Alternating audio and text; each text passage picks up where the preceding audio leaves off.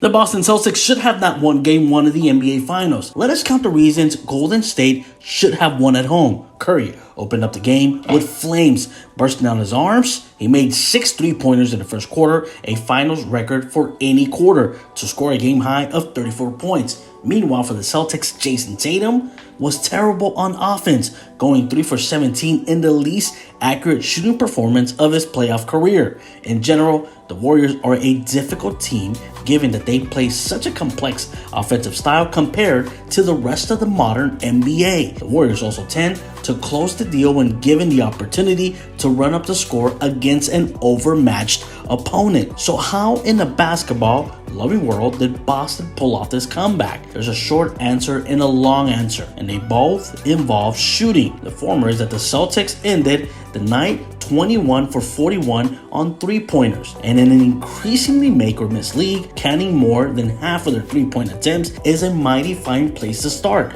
In fact, in these playoffs, teams are now 9-0 when making at least 50% of their 3-pointers. The longer answer is that even as Tatum played the worst offensive game of his playoff career, the Boston Celtics role players more than compensated for his misfires. The two main heroes were Al Horford and Derek White. Horford made the most of his first finals game after 15 years in the NBA. Nobody could have predicted those particular turns of fate, not least the Warriors, who lost all momentum once Horford and White caught fire. Through 3 quarters in Game 1, just about everything that happened on the Chase Center court was easily explainable. The narrative was taking shape too. The Celtics would drop the opener, but would be ready with adjustments for the next game after getting their finals feet wet. But now, Boston must brim with confidence entering Sunday's Game 2, stealing home court advantage early despite so many factors pointing against them in Game 1. The Celtics entered the final tip-off with less rest,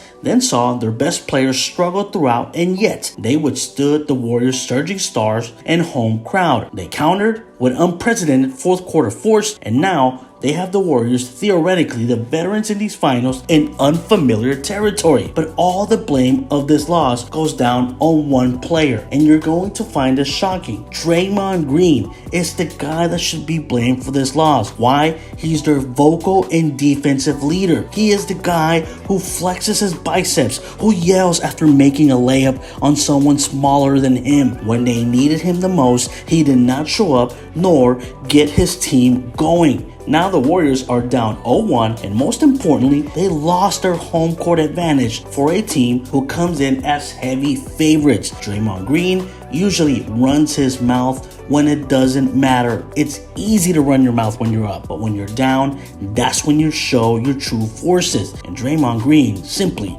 stayed quiet.